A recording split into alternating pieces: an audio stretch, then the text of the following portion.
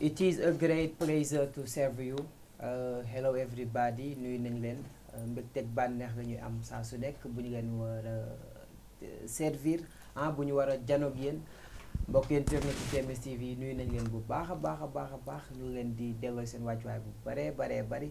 di leen di jaajëfal yéen ñi di ñu suivre yéen ñi nga xamante ni yéen doo leen jug ci YouTube bi di suivre suñu ay programme c'est tout un plaisir chaque jour bu ñuy ñëw fii di nuyu le khalife général des djinns Alaaji Thierno Moulay Sow bu baax a baax di ko jox wàccuwaayam di nuyu madame Sow la reine di nuyu ñu nekk ci kër gi yëpp tey nag dañoo ñëw ci benn plateau spécial ñu fas yéene waxtaan et nous savons tous que à chaque fois rek TMS TV dafay jege société bi lu xew rek ñu jéem see waxtaan ànd si ak suñu ay doyen duñ ci wet nag da nga ciy ànd ak doyen Aziz Diagne doyen Aziz nuyu nañ la. ñu ngi lay fay Jaaji Samb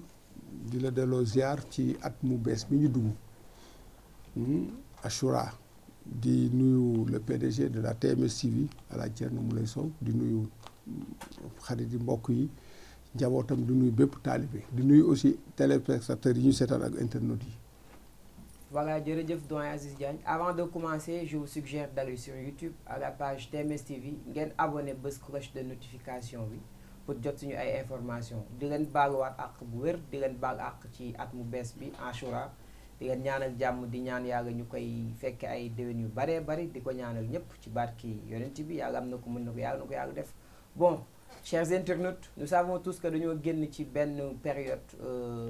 d'élection moom mooy les élections législatives yi ñu génn mooy la 14e législature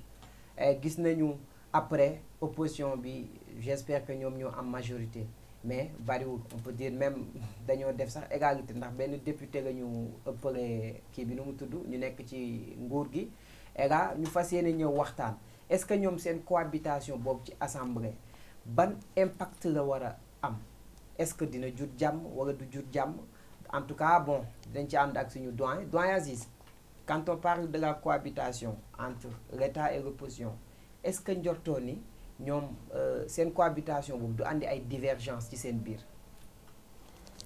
mais cohabitation divergence kañ paasewul mooy yow nga am xalaat bi man ma am xalaat bële divergence paasewul loolu comprendre nga. divergence bi ma bëgg wax. waaw c'est-à-dire que divergence mooy lu wuute.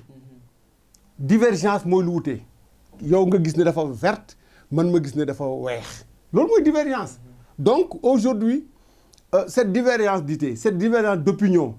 cette divergence de vision tey moom mooy caricaturer même l'Assemblée nationale qui est la deuxième institution parce que y a mooy le deuxième pouvoir parce que y a le pouvoir bu président de la République pouvoir assemblée comprendre nga alors donc tey bu ñu xoolee tey ñu ngi jëm ci législature boo xam ne nii configuration bi mu war a am musu koo am boo déggee man musu ko parce que de tout le temps si on regarde un peu en arrière sur l'histoire politique du Sénégal tout le temps le parti bi nekk au pouvoir moom mooy am une majorité boo xam ne nii majorité qualifiée nga xam ne nii day ñëw imposer majorité am sur les votes yi nga xam moom lay def assemblée mais bii nag au vu des résultats yi nga xam ne obtenir nañ ko te conseil constitutionnel daal di koy valider tey Benno am na 82 coalition Wallu Yewwi am nañ 80 mu des 3 députés yoo xam ne nii on suppose que c'est des députés de l'opposition en l'occurrence Thierno Alassane en l'occurrence Pape Djibril Fall ak ki nga xam ne ni moom mooy ki nga xam ne moom mooy Pape Diop ñett ñooñu ma lim nga xam ne ku nekk benn député la am su fekkee ne dañu rester logique ci seen position parce que ñoom ay opposants laa la mën a jàpp parce que demuñu ànd ak Benno parce que qui n'est pas avec moi est contre moi donc tey normalement ces 3 là bu ñu ñëwee ajouté wu ci 80 yi nga xam ne moom la Yewwi Wallu am donc ils vont se retrouver avec 83 devant 82 donc majorité bi nga wax léegi ne tey opposition tey ñoom ñoo am tey la majorité tey donc mécanisme boobu su fekkee ni imposé nañ ko donc ñoom forcément l'opposition va être majoritaire à l'Assemblée Voilà, l'opposition va être majoritaire à l'Assemblée. Bon, boo déggee ma ni divergence. Parce que quand on dit cohabitation rek ñaar ñu bokkul la. Voilà, mais dañoo gis ni avant élection yi maire yi locales yi ak élection législative yi da ngay gis ni opposition bi dafay mel ni ku mépriser sax état bi te quand on est député. charte yu war de député yu nekk ci état bi moo war charte yooyu moom moo war député yu nekk ci opposition bi mais dañoo gis ni opposition bi dafa mel ni ku pare pour xeexoo lii dafa mel arme de guerre lañ ko defatuñ ko liggéey pour taxawal société bi mais campagne pour gagner élection présidentielle yi la. waaw xam nga assemblée dafa am solo parce que fa la ñuy voté loi yi. loi yi fa lañ koy voté budget ministère yi fa lañ koy voté. donc assemblée dafa am solo tey solo boobu mu am tey opposition bu sañoon tey daf koy contrôler parce que bu ko contrôler tey dina am pouvoir tey président la bu fa indilee loi boo xam ne ni ñoom ànduñ ci tey ñu rejeté ko. donc moo tax seen taxawaay dafay am solo. maintenant est-ce que configuration bi ma wax léegi moom mooy am à l'assemblée loolu mënaguñ ko xam parce que d'abord assemblée ooteeguñu parce que. am na un nombre de jours francs boo xam ne après la parce que conseil constitutionnel moom amul beneen institution boo xam ne moo ko féetee kaw. bu xasee ba proclamer rek. résultats yi moom jeex na c'est des résultats définitifs. tey li des mooy ñu woote maintenant les députés qui sont élus. li des mooy ñu woote tey pour former le bureau de l'Assemblée nationale. moo à savoir les présidents les vice-présidents les secrétaires questeurs et cetera fal en tout cas le bureau léegi nag. opposition bi ñoom ñu ngi daas fanaanal Benno aussi tooguñ croiser les bras ñoom tamit parce que lépp luñ mun a def ba 3 yooyu au moins ñu wekk ci kenn daañ ko def même bu ñu leen wekkiwul sax ñoom ñu neutraliser nga xam ne au moins seen 82 yi dañ ko mun a waaw maanaam 3 yële même bu ñëwul ci ñoom ñu bañ a ànd ak ñële nga xam ne au moins 82 contre 80 lay doon waaw parce que doguma la ñu ngi dégg ñu naan Pape Diop il paraît que dafa bëgg a doon et wala il paraît que son excellence monsieur le président Macky Sall dafa ko bëgg def président de l'Assemblée nationale pour rejoindre ci li nga wax noonu ñoom dinañu def de toute sorte que bon même bu ñu leen ëppalee sax ñoom bon ëppale boobu du peser ci ñoom quoi ñu ngi dégg récemment problème mu kuy jiite assemblée d'après yow ban posture moo la doy boo doon fal kan mooy doon président de la. waaw lii yoon te li nga xam moom la ñuy dund on est en démocratie dañ ne kii gagne gouverne. kii gagne gouverne tey bu fekkee ne tey que ça soit muy opposition ñoom ñoo am majorité ñoom ñoo war a chercher le président de l'Assemblée mu ngi war a jógee ci majorité bi. la majorité. léegi nag su fekkee ne nii Pape Diop tey àndul ak Benno tey mu am benn poste de député muy en sa personne même. ñu proposer ko le poste de l'Assemblée nationale le président de l'Assemblée pour mu ñëw def la différence mu accepter ko même bu fekkee ne ni c'est un président boo xam ne dana agir dans la légalité amul légitimité bi parce que pour la première fois dans l'histoire politique du Sénégal minorité di diriger assemblée parce que quand je dis minorité mooy Pape Diop mi ñuy nar a jox assemblée bu fekkee ne laa wax jox nañ ko tey Pape Diop benn député munoo ñëw ne damay jiite 165 députés jógewu ci majorité donc loolu day nekk lu inédit te loolu baaxul ci suñ image démocratie parce que loolu maanaam du doon mariage d'amour mais mariage de circonstance la ay mécanisme intérêt comprendre nga moo tax ñu jël Pape Diop di ko proposer pour ñoom Benno bu fekkee def nañ ko ne ko kaay nga nekk président assemblée nationale donc loolu même bu fekkee ne dina am légalité bi du am légitimité bi parce que benn nit bëgg a diriger 165 loolu tamit vraiment démocratie amu fa. vraiment muy débat. parce que démocratie c'est la loi de la majorité. vraiment voilà c'est-à-dire que majorité bi ñoom ñoo am le droit d'élire daal. waaw. ok. waaw li laa doon débattre démb ak suma benn xarit ma ne ko man parce que dañuy wax ma ne ko. je pense que majorité. ñoo war a mun a trôner quoi. parce que tamit kenn mënut gagné mun a jiite ay député yu bari vraiment ci xel rek laa doon waxee ak moom li nga wax ni sax kiiwuma ko woon mais ci xel rek laa doon waxee moom donc bon nañu jàpp ni majorité bi moo war a mun a am nu mu tuddati sax opportunité pour mu élire kuy toog ci boppu assemblée bi dañ ko jàpp débat yi bari na trop et Sénégal léegi lu ko yàq lu ñu dugg rek dañ ci rax politique ñu fàtte luy yoon ak lu constitution maye nañu tënku ci luy yoon teg ak lu constitution teg pour ñu mën a développer suñu réew aussi gis nañu député yu bees gis nañu Benno Bokk Yaakaar li musul am ci Sénégal parti au pouvoir parti l'opposition di ko renverser est-ce que jàppoo ni assemblée dafa jëm ci beneen ère jàppoo ni dañoo dëppmal benn changement boo xamante ni opposition dina ëpp baat que parti. waaw forcément loolu mun na am bon parce que au vu des résultats loolu lañ mun jàpp. parce que naa la 82 la contre 80. mais plus 3 yoo xam ne nii on peut les considérer comme des opposants 3 yooyu bu ñu ñëwee donc day contrebalancer 82 yële ñoom ñoo nekk à 83 bien maintenant loolu dafay changer la physionomie de l'Assemblée nationale parce que d'habitude député boo xasee ba dem assemblée. tu es un député du peuple tu ne dois plus être un député de parti même bu fekkee parti moo la investiroon nit ñi nañuy fàtte loolu buñ déggee sëñ Abdou Aziz Sy am na benn audio boo xam ne léeg-léeg dañ koy teg mu naan député boo demee xoolal da nga xam ne moom la askan wi soxla bul seet ne loi bi arrangé na sama parti dama koy voté déedéet na nga xool yow ndax lii ngay voté intérêt askan bi mu ngi ci am déet donc loolu dafa am solo jaaji te liñ daan gis mooy majorité bi loi bu ñu indi rek les yeux bandés majorité bi ñëw voté ko mu ñu dem seen yoon mais loolu nag nañ fexe ba mu am une rupture par rapport ak ce qui se faisait maanaam chaque fois bu ñu indee benn projet de loi bu ñu xool ne projet de loi bële kay ci parti bi la bokk moo ko indi wala kële ci parti bële moom koy nañ xool ndax projet de loi bi arrangé na population yi ndax nekk na en phase avec les intérêts de la population vraiment en âme et conscience nit ñu voté ko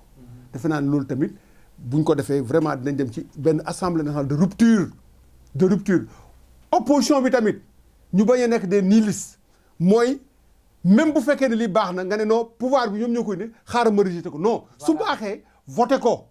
mais bu baaxul bul ko voté que ça soit nga nekk député du pouvoir ou bien nga nekk député de l'opposition nañ xool li nga xam moom mooy intérêt Sénégal vraiment ñu tënku ci waaw. Vraiment intérêt Sénégal député tu dois conformer aux maux de la société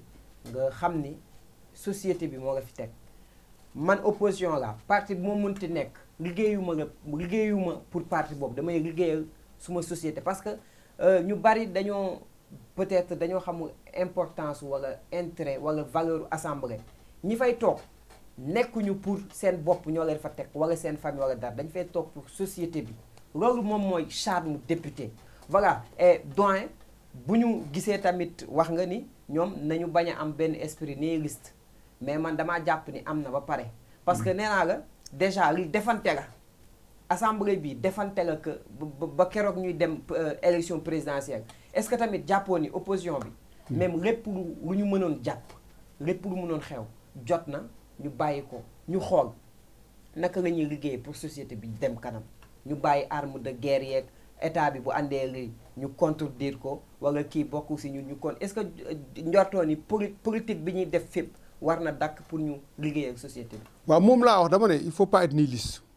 que ça soit d'un côté ou bien de l'autre pouvoir bi les mais esprit nihiliste boobu. waaw lu mu war a mun a jur. waaw moom la nihiliste bu mooy xam nga boo fekkee lu ñu nga rejeté ko di nga rejeté ba rejeté lu baax. te loolu aussi tamit nit ki bugg maanaam ku bugg a avancer réew doo ko defee noonu. tey man même bu ma contrer jaaji su waxee ne tey vraiment table bi position bi baaxul mais bu ma xalaatee ne position li mu wax ba mais quand même bu ma xool ne jaaji moo ko wax. naa xool ndax li mu wax c'est cohérent ou pas bu ma laajtee Fallou dama effectivement li jaaji wax mais nañ ko def. mais du ma ne noonu jaaji ànduma ak moom rek que lépp lu mu wax rek que dama koy compte loolu aussi tamit baaxul. c'est-à-dire que am na aussi tamit une question sur laquelle di nga ma may ma revenir ci mooy les élections parce que élection ñaare bu amee campagne c'est vrai que on a parlé des violences verbales des violences physiques mais tey élection nit ñi il faut que ñu xam une chose man je ne suis pas d'accord quand on dit que élection dañ koy sàcc le système électoral bi nga xam ne moom lañ teg sur place man mënuma jàpp ne élection mun nañ ko sàcc du début jusqu'à la fin parce que kenn ku nekk su defee la mu war a def sàcc élection warul mun a am d'abord boo déggee coow li ñu doon coow naan booy résultat yi nangam est-ce que déggati nga ñu coow ne résultat yi baaxul ñoom ñëpp actuellement noppi nañ même bu fekkee opposition bi nee nañ du ñu déposer recours wala nangam parce que bu ñu ko déposer du am njëriñ mais non c'est-à-dire que nit ki même bu fekkee dag ne du ma déposer recours bu fekkee ne recours bi boo koy déposer da nga koy boole ay preuves même si on te donne pas raison déposer rek nga bàyyi opinion bi mu maintenant mu juger comprendre parce que élection jaaji gis nga si on revient au processus gis nga bureau de vote bi dans chaque bureau de vote day am tous les représentants des partis yëpp nag parti au pouvoir opposition ñoom ñëpp te boo xoolee sax opposition bi ñoom ñoo fay ëpp parti parce que parti wul kenn la fay am élection yi génn y avait 8 listes benn Bokk Yaakaar moo fa nekkoon ak 7 listes boo xam ne on suppose que 7 listes de candidats d'opposants lañ déjà ñoom ils ont la majorité dans le bureau de vote muy benn le président de bureau il est désigné par l'administration l'autorité administrative en général ay enseignants la ñuy doon wala directeur d'école ñu jël leen ñoom ñooy président de bureau mu am secrétaire am assesseur ñoom ñëpp administration moo leen désigné bokkuñ ci parti bokkuñ fenn parce que dañ leen tànn vraiment xam ne ñii am nañ au moins une probité morale ñu jël leen tànn leen y a le représentant de la CEDA bu ñëw toog mais xoolal personnel boobu yëpp te dooma ni dañuy corrompre ñëpp de liste d'émargement bi dans chaque bureau de vote comme tey fii ñu nekk nii studio bi ñu ne fii mooy bureau numéro 1 tous les électeurs qui doivent voter dans le bureau numéro 1 fii seen tour day nekk ci liste d'émargement bi par exemple on mettra Cambérène 1 liste d'émargement bureau numéro 1 on mettra le nombre tey boo ubbee ci biir liste d'émargement bi électeurs yi fi war a voter yëpp seen tour mu ngi fii seen numéro carte d'identité seen turu papa seen turu yaay seen numéro carte électeur yëpp mu ngi ci biir léegi liste boobu yamul foofu de représentant APR am na ko mu ngi ak fichier représentant Yewwi Wallu parti yi nekkoon en compétition yëpp seen représentants yi ñu ngi toog yor liste bi ñoom tamit ils ont une copie de la liste léegi yow en tant que électeur soo dugg see salaamaaleykum noo tudd nga ne Jaaji Samb laa tudd ñu ne la ñu xool sa carte d'identité président bu xool daa ne Jaaji Samb nee la tel à Dakar ñoom ñu vérifier xool am nañ ko yow am nga ko ci liste bu mag bi liste d'émargement ñu coché ñoom ma leen vous êtes d'accord Jaaji est sur votre ñu ne waaw ñu daal di jël sa carte d'identité Jaaji dem dugg jël les 8 bulletins kenn du voté ci kanamu nit da ngay jël bulletins yi jël enveloppe nga dugg ci isoloir bi li ñuy wax mbañ gàccee parce que l'accès de l'isoloir n'est plus facultatif parce que bu njëkk ba on disait que l'accès de l'isoloir est facultatif bu la neex nga dugg bu la neex léegi nag c'est obligatoire nga dugg ci mbañ gàcce bi bulletins yi nga xam soxlawuloo ko nga sànni ko ci caisse poubelle bi nga soxla nga lem ko dugal ko ci biir enveloppe bi tëj ko doo ko coller nga ñëw daal di dugal ci biir caisse gi daal di dem sa yoon daal di signer wane ne voté naa ñu dóor ci cachet à voter nga dem waaw noonu lañ koy jàppoo ba ngoon jot Jaaji yow boo duggee voté man xaw ma koo voté man mii su ma duggee voté xaw ma kuñ voté Fallou la même chose ba ngoon jot su ngoon jotee nag ba ñu arrêté à 18h ñu ne tëj leen buntu bi ñu tëj buntu bi c'est bon de rappeler affaire bi processus bi. pour que ñu xam ne transparence am. très bien ñu tëj buntu bi suñ tëjee bureau buntu bi ñu ne voté nañ ba pare 18h jot na ñu ne scrutin clos à 18h ñu ne léegi nag lu ñuy def nag léegi. et puis yoon may na sax président bi génn ci biir sax jël li ñuy wax scrutateur ñoo xam ne nii bokkuñ fenn mais dañ voté ba pare nekk ci mbedd bi am nga droit jël ci carte ne leen kaa leen fekkee moom lay scrutateur ñooñu bu ñëwee bu la neexee yéen ñëpp ngeen toog ku nekk yor benn feuille ñuy compter d'abord le nombre d'enveloppes trouvées dans l'urne benn enveloppe ñaar ñett génneeguñu enveloppe yi xamuñu nekk ci biir de ba ñu compter supposons ñu ne on a 100 enveloppes donc il y a 100 votants 100 enveloppes yooyu boo ko compter war na correspondre ak le nombre de signatures si on constate que chaque électeur qui après avoir voté a signé introduit une enveloppe, donc le nombre de bulletins, le nombre d'enveloppes trouvées dans le doigt correspondent avec le nombre de signatures. Même dañ ne la bu fekkee ni dafa voté ba pare fàtte signé sax compter le nombre d'enveloppes parce que loolu moo am importance parce que mooy voix yi nii lañ koy jàpp suñ compter le nombre d'enveloppes ba pare nag ñu doog a génne nag enveloppe bu nekk ñu ubbi ñu jël kenn ne ko del seet del ubbi ñëpp a ngi xool soo ubbee def nii ñu ne bennoo mu daal di tegal bennoo ñu génne Yewwi mu tegal bokk gis-gis noonu lañ koy génnee enveloppe par enveloppe lu ci nekk dañ koy génnee ba mu jeex ñu doog a compter nag ñu ne nañ compter d'abord pour Benno ñu compter ñu ne Benno temps la am fii d'accord ngeen gars yi ñu ne waaw représentant Benno baa ngi toog compter waat na. les autres représentants ñu ngi toog ñoom tamit. ñoom ñëpp ngi toog noonu la ñuy compter ku nekk nombre de bulletins yi nga xam moom lañ la votel ñu compter suñ ko compter ba ku nekk de ñu ne la ok d'accord ngeen. yéen ñëpp d'accord nga ñu ne waaw ñu génne nag commencé def li ñuy établir li ñuy wax procès verbal procès verbal boobu dañuy bind région de Dakar département de Dakar arrondissement nangam nangam bureau de vote numéro nangam ñu ne ont obtenu parti Ablaye Ndiaye temps mais bala ñuy wax loolu sax dañ naan nombre de votants par exemple je donne un exemple nombre de votants ñu ne 200 ñoo fi voté nombre de bulletins nuls mooy ñaari enveloppe boo xam da nga ci fekk ñaari bulletins yu niroowul wala nga dugal ci leen loo xam bokku ci wala nga bind ci. am ñoo xam dañuy dem rek bàyyi noonu enveloppe bi sànni. bulletin nul la donc nombre de votants 200 nombre de votants 200 nombre d'inscrits 200 astafurlah nombre de votants 100 nombre de bulletins nuls 5 suffrage valablement exprimé 95 parce que 100 ñoo voté juróomi bulletin moo bon donc li des mu baax 95 la ci 95 yooyu nag ñu ne ont obtenu parti Benno temps parti Bokk Gis Gis temps parti nangam temps noonu lañ koy jàppoo mu jox yéen ñëpp d'accord nañ ci résultat ñu ne waaw ñu bind ko en chiffres et en lettres jox représentant parti bi mu signé jox kële mu signé jox kële mu signé buñ paree ci copie vert ñu defaat ay yeneen copie encore li nekk fii moom la ñuy reprendre ci copie yi yëpp nuroo ñëpp signé ko war ne fekkee nañ ba ñu dépouiller du début jusqu'à la fin lii lañ signé lii lay résultat léegi nag PV original bi li ñuy wax PV original bi moom lay président bi di jël def ko ci benn enveloppe bu ñuy wax enveloppe bi jëm commission départementale de recensement des votes boole ko ak la liste d'hébergement ak bulletin nul yi kaste ko siire ko léegi nag yow jaaji bu fekkee représentant parti nga te nga assisté copie PV bi da ngay jël dem yóbbu ko dem jox ko sa représentant sa parti ne leen nag. bureau ba ma nekk ñuy wax que ñoom xam nañu résultat yi avant muy génn. dégguloo li ma la wax. bureau président bureau bi yem foofu dañ ne ko na ak fiche de proclamation de résultat am na benn fiche bu ñu koy jox da ciy remplir ci bureau de vote bi résultat yi moo fa génn affiché ko ci buntu bi résultat yi moom la presse bi di lire di joxe résultat yi te boo xoolee ñaari résultat yi presse bi di joxe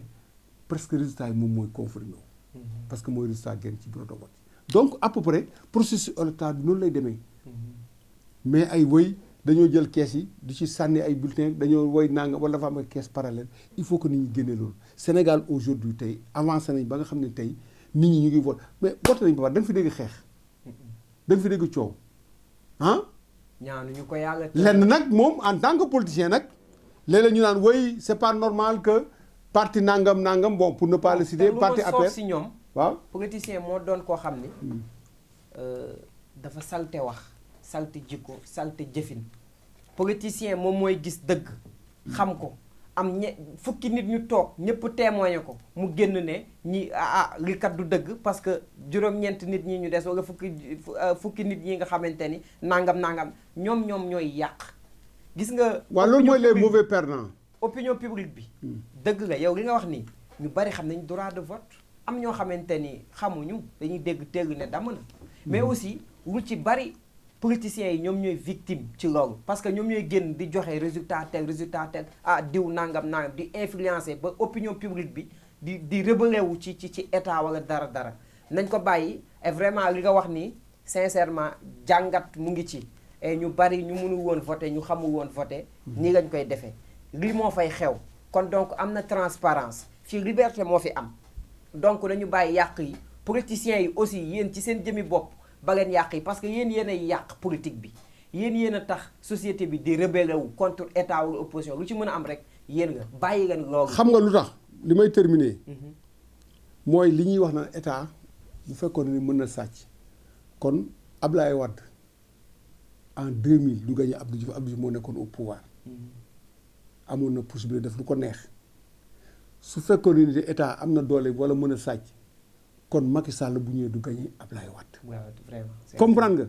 tey bu fekkoon ne aussi tamit APR bi fi nekk tey am nañ possibilité tey buuri urne yi ba nga xam ne tey lu leen neex la ñuy def tey kon duñ mais dañuy utal seen bopp majorité boo xam ne nii tey dañuy nekk à l'abri. Vraiment am déet. vraiment. dañu nekk à l'abri mais tey bu ñu demee ba te ñaan tey ñii ñoo am majorité ñi la am majorité ça veut dire que c'est serré. donc kenn ku nekk la nga xam ne nii moom la électeurs yi votel nañ ko nangu donte nag kenn ku ci nekk liñ naan say mbokk ak say am bi jàmm ku nekk am nga fu doole am nga fii doole fële amoo fa doole fii am nga fa ay majorité fële am àddina noonu la parce que mënoo am fépp majorité mënoo am fële nekk fa minoritaire tey bu ñu xoolee tey côté Fouta pour ne pas le citer ñëpp nee nañ dañoo votel Macky Sall parce que ay vote ethnique lañ mais boo xoolee aussi côté bële tamit ñoom tamit dañu votel Sonko voilà mu ngoog dañu bàyyi affaire ñuy ñu bañee maanaam vote bi ñu bañ ko teg ci affaire ethnie voilà du ethnie du xeet du dara liberté la liberté de choix la ku la convaincre la et voilà émission bi neex na vraiment dinañ ci ñëwaat amul benn problème dañ ci ñëwaat waaw ñu bàyyi nga tàggatoo vraiment voilà donc di gërëm internautes yi c'est vrai que sujet bu am solo parce que c'est un sujet d'actualité on a parlé du rôle du député comment le député doit se comporter bu demee à l'Assemblée nationale xam ne c'est un député qui a été élu par le peuple il a seul objectif défendre les intérêts exclusifs du peuple sénégalais parce que il fait partie du peuple mais bañ a nekk un député applaudisseur nga xam ne da ngay dem assemblée rek bu ñu waxee nga tàccu comme le sëñ boo waxoon ne Senghor dama bëgg kii nekk député mun na ko kii est-ce que jàngal mun na ko mun na tàccu donc nañ bàyyi loolu beneen bi mooy aussi les débats à l'Assemblée nationale dañ koy enrichir mais dafa am député yoo xam ne nii bala ñoo ñëw assemblée rek séance plénière am mais il y a des travaux en commission yi fa la ñuy defee travail bi gën a métti mais dañuy bàyyi ba jour séance plénière nga xam ne nii caméraman yi ñëpp ñëw ñu taxaw semer la merde xas fii yuuxu fi nangam di jaari star bu ñu paree dem seen yoon bu ñu dematee assemblée nañ toog 3 mois 4 mois te loolu tamit absentéisme à l'assemblée aussi tamit war nañ def ay règlement intérieur bi nga xam ne ni député bi bu ñu koy fay xaaj bi ñu koy fay na ko mérité nañuy dem assemblée di xëy di liggéey di waaj comme ay fonctionnaires loolu moo tax ñu élire leen loolu tax ñu leen fay suñu xaaj parce que c'est l'argent du contribuable beneen bi mooy nañu am la liberté de dire oui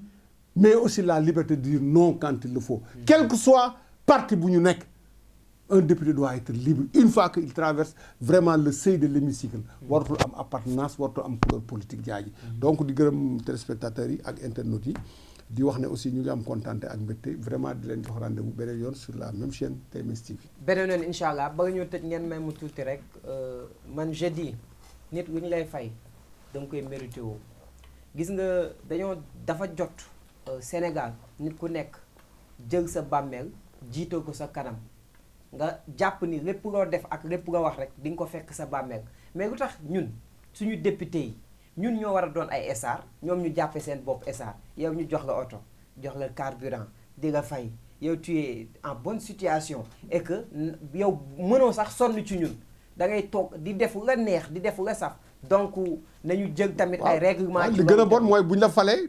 am na député yoo xam ne doo leen fale nit dootuñu demati sax dëkk ba leen fale dëkk bañ dëkk dootuñu sax demati Dakar la ñuy toog loolu moom sénégalais ñun ci boppam suñu nature la dañoo gaaw a beew te beew baaxul nañu bàyyi xel bu baax ci li ñuy liggéey nañ koy seetal vraiment émission bi neexoon na ñuy am mbégte bu baax di ci feddoo ak suñu doyen Aziz di sant ñu newoon ci caméraman bi vraiment suma xarit la suma lépp la sëñ Fallou mon ami DG Reuf ñu ngi koy jaar bu baax a baax di nuyu équipe production CRA 221 di nuyu ñu nekk ci kër gi yëpp di nuyu waat Alaaj Thierno Moulay Sow bu baax di leen jox di daje ba beneen dama leen koy wax lu am njariñ boo ko gisee da ngay dem di ko suivre TMS TV moom mooy télé bi feeñal lépp lu nëbb donc dem ngeen YouTube et restez scotché ngeen abonné bës cloche de notification pour jot suñu information jërë ngeen jëf ba beneen